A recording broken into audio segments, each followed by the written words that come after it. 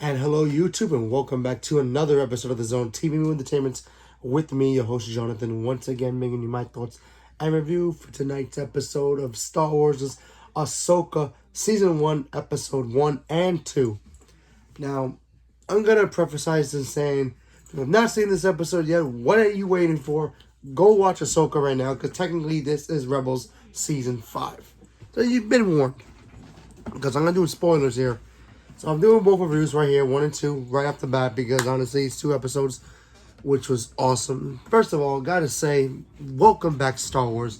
I've missed Star Wars, ever since Andor ended, which, by the way, is, in my opinion, the best Star Wars television show yet, and we're still waiting to see more.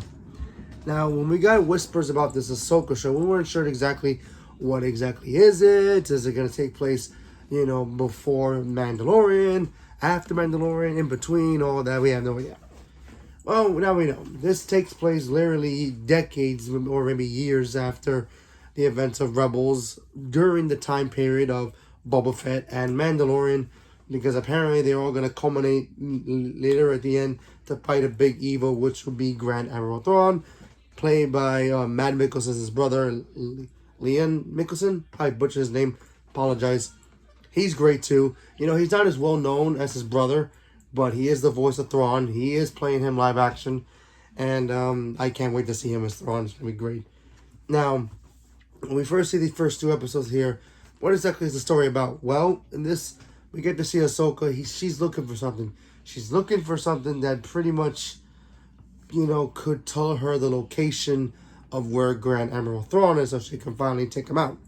Because the last time we saw Grand Admiral Thrawn, and here's some spoilers for Rebels. There will be spoilers for Rebels during the show review, because there's a lot of Rebels stuff referenced in here, a lot of moments in here as well, characters as well. So if you have not seen Rebels, I highly recommend watching that before you watch this show, because it connects. Not as much, but it connects.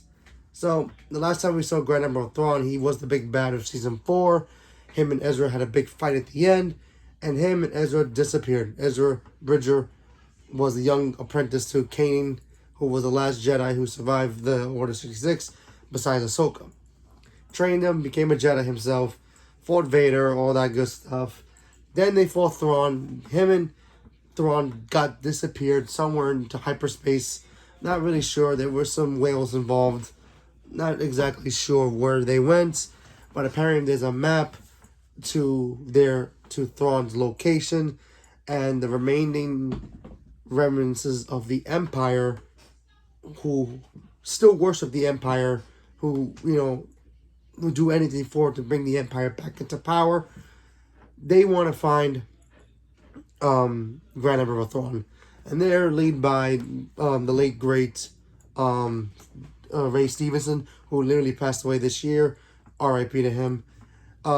Seeing him as a former Jedi and kind of this dark figure kind of reminded me of a little bit of a Darth Vader, menacing, but also kind of like an Inquisitor type of character. It looked badass. Awesome. He's got his own apprentice as well, and she's pretty awesome as well.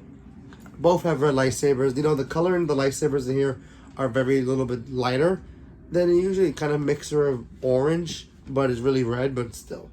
I'll talk about that in my negative, because there's some negatives in here that I didn't like, but I'll talk about that in a minute. So, first episode is Ahsoka trying to get this map, trying to figure out how to open it, trying to figure out how to read it. So she goes to Sabine. Sabine was and is a Mandalorian in her own right, and she got trained by Ahsoka to become a Jedi, and, she misses Ezra very much. So she's doing her own thing, being a rebel like she always is. She gets involved. She ends up fighting one of, the apprentice of Ray Stevenson's character. She gets badly injured, and then she's got to pretty much help Ahsoka deal with this problem. We got to see the return of Hera as well. She's a general now, obviously. Still continue doing her thing. We saw Chopper as well, so that was cool. What else? There's a new droid who's kind of maybe a butler version of a droid for Ahsoka. He was cool. Liked him a lot. Kind of gave me that Alfred vibes. Would do anything to help out Ahsoka. kind of a smart addict as well. So that was cool to see him. And then, of course, they got to see an old Star Wars Clone Wars character and a Night Sister, which was cool because the Night Sisters were really cool. Also, the Night Sisters are related to Asajj Ventress, also a clone character, which I kind of wish we do get to see in this show. Doubt it, but who knows. So yeah, I thought the first episode really was well. We even got a dang we got the scroll text in the opening episode of this, so I thought that was cool, bringing back the scroll text. Oh, I missed that. All right, so here's my negative for the first episode, which is kind of one. I'm gonna get used to it. It's the lighting of the lightsabers. They feel like they're not Star Warsy anymore. It feels like the budget for the Star Wars shows, they put so much effort into the space stuff, the spaceships, the droids or whatever, the fight choreography, and then like they just forgot about the lightsabers, and it feels like the lightsaber effects are a little cheesy and dull, which is kind of weird. Maybe it was a creative thing. I'm not really sure. It just felt a little cheap in my opinion to see the lightsabers like kind of glow but not really feel like a lightsaber. It's kind of like when you buy a toy from Star Wars Galaxy's Edge or Toy Store or whatever of a lightsaber and it doesn't glow, it doesn't have that feel of a lightsaber or the real replica ones. So it kind of feels like that. So it could have been the lighting as well. Not really sure, but it just kind of threw me off a little bit with the fight scenes. But the fight scenes were still very beautifully shot and I enjoyed every one of it. And I thought that stuff was worked. Second episode now, we get to see Sabine pretty much get back on her feet. She healed, and we got the bad guys. Literally, they got the orb. They got what they wanted. They got the map to Thrawn. Apparently, he's in some distant galaxy that nobody can reach without that map. And it looks like the former members of the Empire are gonna try to find and reach him, get him back, so they can bring back the Empire back to glory. I thought that stuff was cool, and I really cannot wait to see Thrawn on this, because he's supposed to be the big bad of this show, and plus that ultimate crossover with Mandalorian and Boba Fett. So that's going to be cool. So this is going to be a cliffhanger. So, plus if they get Thrawn back, they can also bring back Ezra, which I believe they cast in this show. So you might see him at the end of the shows when it's officially done, but who knows. So we also got to see Sabine get her armor back. She cut her hair so she can, wear the helmet again. Because remember, she was a Mandalorian. And, yeah. And now she's getting back and ready to get back to training with Ahsoka. And hopefully that training can help her out. She's using Ezra's lightsaber right now. So I thought that's cool. Maybe she'll get her a new lightsaber near the end. If Ezra comes back, and maybe he'll get his lightsaber back. Or maybe he'll put a new one. Who knows? It's a green lightsaber. But it is dope. And I'm just glad to see Star Wars back again, because honestly, kind of missed it.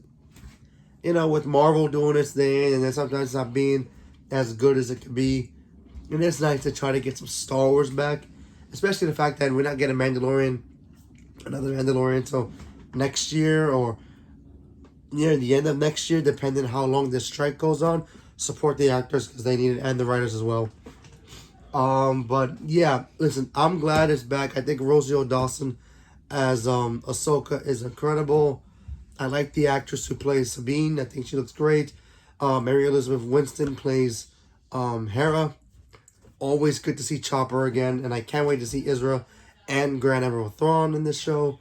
It's gonna be pretty amazing, and I'm glad it came out early too. It came out like around 9 p.m. on the East Coast, so I thought that was cool. So everybody in the LA time zone, they got a little bit earlier, so lucky on you. If you guys enjoyed it as much as I did, let me know in the comments below.